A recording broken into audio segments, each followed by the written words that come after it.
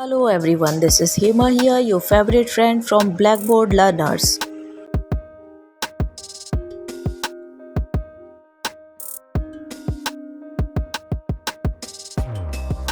Now I'm going to explain something about money bill, how it passes, okay, through.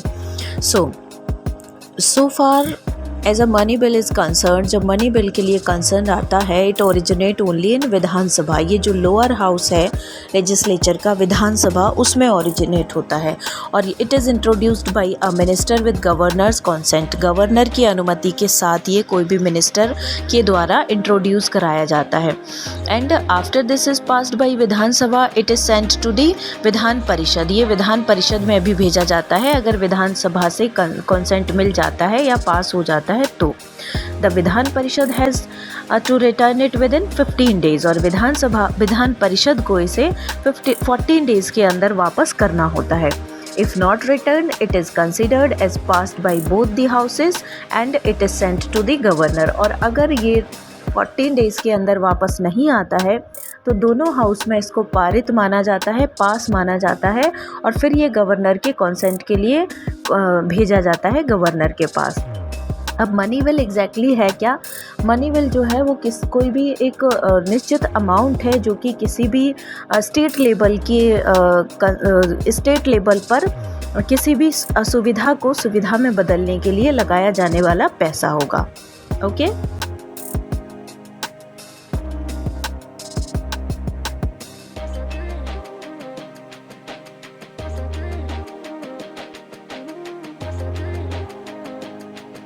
Now the comparison of Vidhan Sabha and Vidhan Parishad. Vidhan Parishad और विधानसभा में क्या है, दोनों कैसे एक दूसरे से अलग हैं। तो विधानसभा जो है this is the lower house of legislature और इसमें जितने भी मेंबर्स होंगे वो डायरेक्टली इलेक्ट होते हैं, means through the universal adult franchise. उसके लिए सभी लोग वोट करते हैं। ओके, फिर इसके जो मेंबर्स हैं 500 से ज़्यादा नहीं होना चाहिए और 60 से कम नहीं होना चाहिए। And in it some seats are reserved for SC and ST। ये हमने पढ़ा है ऑलरेडी कि इसमें कुछ सीट्स SC और ST शेड्यूल्ड कास्ट और शेड्यूल्ड ट्राइब्स के लिए भी रिजर्व होती हैं और इसका जो टाइम पीरियड होता है, जो टेन्योर होता है, वो 5 ईयर्स के लिए होता है।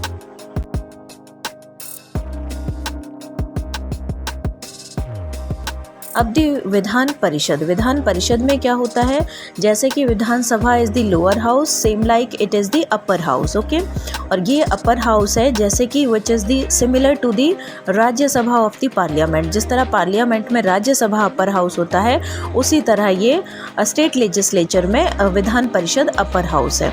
और it is also called the permanent house. इसको हम परमानेंट हाउस भी कहते हैं जो कि स्टेट लेवल पर ऑपरेट करता है। टोटल नंबर्स जितने भी होते हैं इसमें, वो total number should not be more than 1/3 of the state assembly. State assembly में जितने मेंबर्स होते हैं उसका 1/3 यहाँ पर विधान परिषद में होता है और इनको 40 से कम भी नहीं हो सकते। ये मेंबर्स 40 से कम भी नहीं होना चाहिए।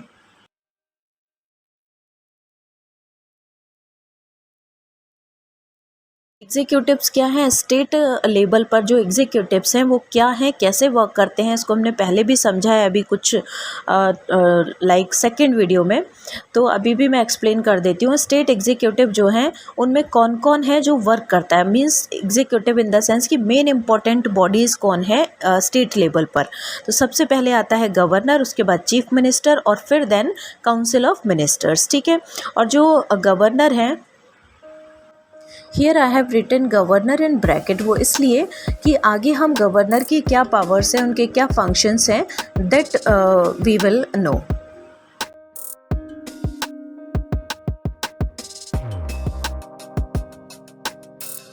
अब हम यहाँ पर गवर्नर के फंक्शंस देखेंगे। गवर्नर इम्पोर्टेंट बॉडी होता है किसी भी स्टेट में, बट ये नॉमिनल हेड होते हैं और पावर सारी प्राइम मिनिस्टर के पास होती हैं, लेकिन उसके बाद भी इनका अपना एक अलग और इम्पोर्टेंट रोल होता है स्टेट में, किसी भी स्टेट में, जो कि सिमिलर होता है प्रेसिडेंट के। जैसा कि सेंटर लेवल पर प्रेसिडेंट का रोल होता है उसी तरह स्टेट लेवल पर गवर्नर का भी अपने आप में एक इम्पोर्टेंट रोल है। इनको प्रेसिडेंट ऑफ इंडिया ही अपॉइंट करते हैं। इनका 5 ईयर्स के लिए टेन्योर होता है, मतलब जो इनका ऑफिस टर्म होगा that will be for 5 years and he may be appointed again after 5 years. और और ये 5 साल के बाद भी या तो उसी स्टेट में वापस से अपॉइंट किए जा सकते हैं या कहीं किसी और स्टेट में भी भेजे जा सकते हैं। He can also be moved office before the expiry, मतलब 5 ईयर्स के जो टेन्योर है उसके पहले भी उनको ऑफिस छोड़ना पड़ सकता है अगर प्रेसिडेंट ऐसा चाहें तो। To become governor one must be a citizen of India, और इनको भारत का नागरिक होना ज़रूरी है किसी भी स्टेट का गवर्नर होने के लिए, ठीक है। और जो इनकी एज है वो 35 ईयर्स से ज़्यादा कम नहीं होना चाहिए, 35 ईयर्स से, और साउंड माइंडेड होना चाहिए। ये गवर्नर के लिए कुछ इम्पॉर्टेंट बातें हैं जो कि अगर आप गवर्नर बनना चाहते हैं तो उसके लिए होना ही चाहिए। अब हम देखेंगे powers of a governor. Governor जो है appoints the leaders of the party that gets the maximum seats in the assembly as the chief minister. अब जो पूरी पार्टी में जिनको सबसे ज़्यादा मैक्सिमम वोट्स मिले होते हैं उनको as a chief minister appoint करते हैं गवर्नर। और फिर on the advice of the chief minister, आगे चीफ मिनिस्टर की एडवाइस के साथ गवर्नर काउंसिल ऑफ मिनिस्टर्स को अपॉइंट करते हैं और कुछ और सर्टेन निश्चित ऑफिशियल्स को, ऑफिसर्स को, ठीक है। फिर क्या है, गवर्नर कन्वेज और प्रोलोग द असेंबली सेशन। जब असेंबली सेशन शुरू होता है देन गवर्नर ही एड्रेस करते हैं उस असेंबली को when joint session of the legislature to brief them, उनको डिटेल बताने के लिए, उनके बारे में समराइज़ करने के लिए about the policies of the government की पॉलिसीज़ के बारे में काउंसिल को बताने के लिए उसको एड्रेस करते हैं governor.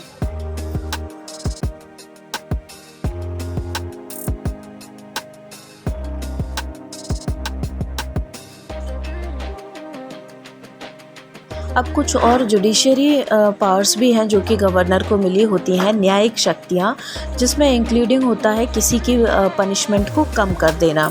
The governor has discretionary powers like recommending president rule in the state, और इनके पास एक और बुद्धिमत्तापूर्ण अधिकार होता है जिसमें कि इनको अधिकार होता है अपने स्टेट में प्रेसिडेंट का रूल अलाउ करने की, परमिशन लेना या करने की बात करना। If presidents rule is imposed in the state, और अगर ये बात मानी जाती है, प्रेसिडेंट का रूल इम्पोज हो जाता है, तो फिर क्या होता है, it is the governor who runs the state on the behalf of the president. अगर प्रेसिडेंट रूल लागू हो जाता है किसी भी स्टेट में तो वहाँ पर फिर गवर्नर ही मेन इम्पोर्टेंट बॉडी होता है और वही सारा work in place of president देखता है। अब जैसे कि इस लेजिस्लेचर में, स्टेट लेजिस्लेचर में सेकंड इम्पॉर्टेंट बॉडी है चीफ मिनिस्टर। तो चीफ मिनिस्टर क्या है, some important power, he also has some important power in the state as the prime minister at the centre. जिस तरह प्राइम मिनिस्टर की powers होती हैं सेंटर में, इसी तरह की चीफ मिनिस्टर के पास पावर्स होती हैं स्टेट लेवल पर। इवन जो गवर्नर एक्ट करता है किसी भी बात पर, उनको भी चीफ मिनिस्टर ही एडवाइस करते हैं। The chief minister may ask to any minister to resign और एट एनी टाइम, इवन वो किसी भी मिनिस्टर से कभी भी रिज़ाइन करने के लिए बोल सकते हैं। He is the leader of the cabinet of the legislative assembly, और वो लेजिस्लेटिव असेंबली में कैबिनेट के मिनिस्टर होते हैं। He presides over meetings of the cabinet, और वही सारी मीटिंग्स की अध्यक्षता करते हैं चीफ मिनिस्टर किसी भी कैबिनेट में।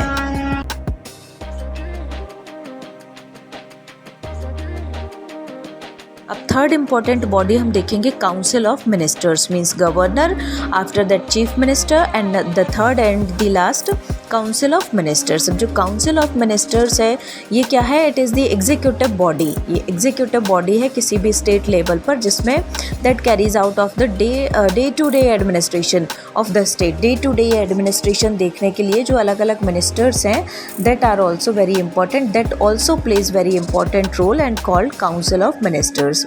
It advises the governor on the important issues and takes all policy decisions। अब ये क्या करते हैं, गवर्नर को किसी भी इम्पोर्टेंट मैटर पर उनको एडवाइस कर सकते हैं एंड सारी पॉलिसी में, मतलब इम्पोर्टेंट डिसीजंस ये सब भी मिलकर लेते हैं।